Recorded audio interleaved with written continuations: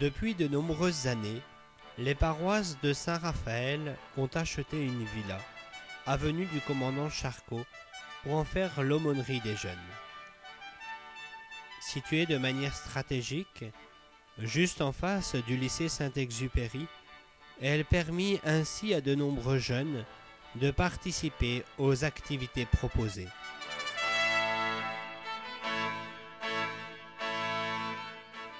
Elle devient très vite un lieu de rencontre, d'échange, de jeu, de prière, de convivialité.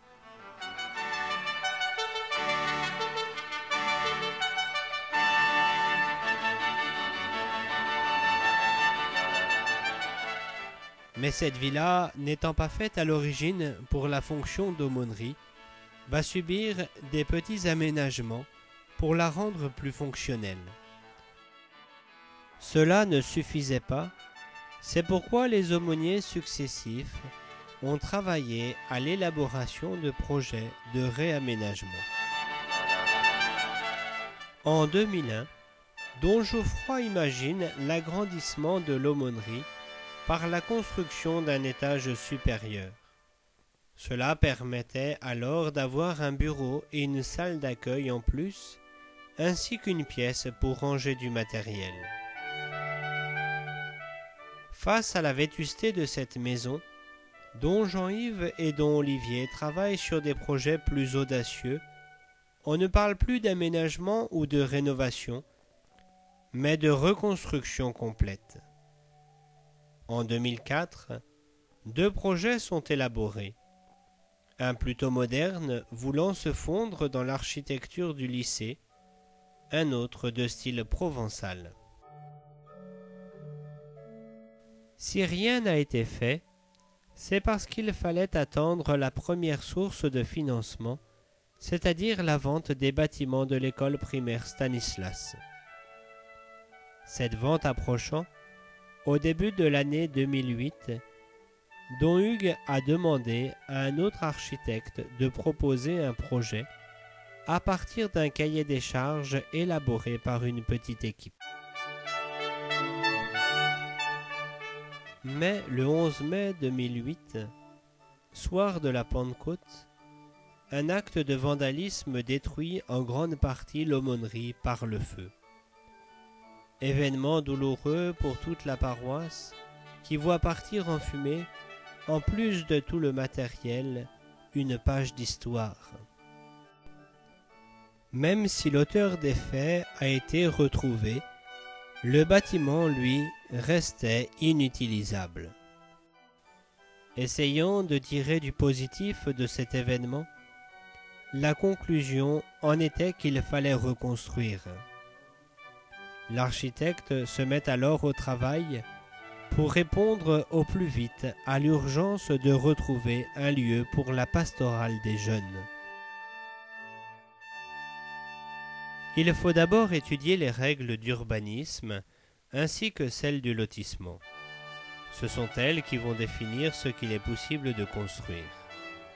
Étant situé en pleine ville, nous ne sommes pas étonnés par ces règles très précises qui nous obligent par exemple à construire notre bâtiment à 6 mètres des limites de propriété. On nous confirme aussi la zone comme inondable et marécageuse, interdisant une construction de plein pied. L'étude du sol nous révèle aussi la fragilité du terrain. Les fondations devront tenir compte de toutes ces indications. Après avoir recueilli tous ces éléments, nous pouvions imaginer notre bâtiment. Nous avons opté pour une construction plutôt moderne, voulant s'harmoniser avec le lycée rénové il y a quelques années. Étant aumônerie du lycée, il est important de marquer un lien par l'architecture. Au rez-de-chaussée, il n'y aura pas grand-chose. Nous aurons un garage indispensable pour stocker du matériel, ainsi que des locaux techniques. Le reste de l'espace, sous l'ensemble du bâtiment, offre une aire de jeu abritée du soleil ou de la pluie. À chaque étage, Les normes correspondantes aux bâtiments recevant du public réclament la présence d'un ascenseur, d'un escalier de secours en plus de l'escalier principal et de sanitaires adaptés aux handicapés. Au premier étage, l'aumônier pourra accueillir ses ouailles ou les guetter grâce à un bureau situé à l'entrée. Une pièce jouxte ce bureau, pouvant servir de bibliothèque, de salle informatique, de secrétariat ou de salle de réunion. Le lieu important de cet étage reste la chapelle, elle aussi située à l'entrée. Elle pourra accueillir une 50aine de personnes. Elle servira principalement pour les temps de prière des jeunes le samedi soir, ainsi que pour une messe hebdomadaire en semaine à proximité du lycée. Les jeunes en sont privés pour l'instant. Une petite sacristie est prévue au fond de la chapelle. Nous aurons aussi à cet étage un logement de fonction. L'histoire de l'aumônerie nous montre que certains aumôniers habitaient sur place. C'est aussi une sécurité pour ne pas subir de nouveaux vandalismes tels que l'incendie de mai 2008. Au deuxième étage, l'escalier principal arrive dans une grande salle pouvant servir à rassembler l'ensemble des jeunes pour les repas, les enseignements, les projections. Une cuisine et une plonge donnent directement dans cette salle. Au même étage se trouvent encore 2 petites pièces, suffisamment spacieuses pour réunir des petits groupes de jeunes. Elles sont nécessaires pour permettre aux enfants d'avoir des temps d'échange et de réflexion en petit effectif lors de nos rencontres hebdomadaires. Ce n'est pas terminé puisque nous profitons du toit pour aménager une grande terrasse faisant la surface du bâtiment. Il n'y a ainsi aucune place perdue. Un système ingénieux permettra d'avoir un peu d'ombre, offrant aux enfants un bon espace de jeu. On peut alors compter 200 mètres carrés habitables, auxquels il faut ajouter la surface sous le bâtiment, dont le garage, ainsi que l'ensemble de la terrasse.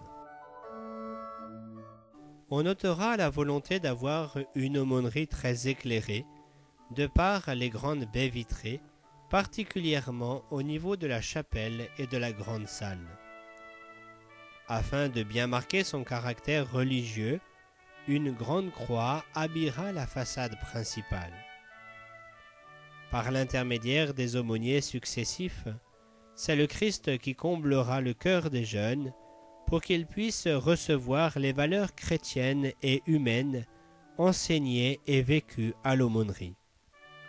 Peut-être cela les aidera-t-il à devenir demain de bons pères et de bonnes mères de famille et à avoir le sens de la responsabilité et du bien d'autrui dans leur vie professionnelle. Tous les membres de l'aumônerie, les jeunes comme ceux qui les encadrent, attendent avec impatience de pouvoir retrouver une maison qu'ils pourront considérer comme la leur. Chacun d'entre nous peut aider à cette construction, chacun peut contribuer à l'éducation et à l'éveil des jeunes aux valeurs que l'aumônerie essaye d'enseigner. Que chacun d'entre vous en soit largement remercié.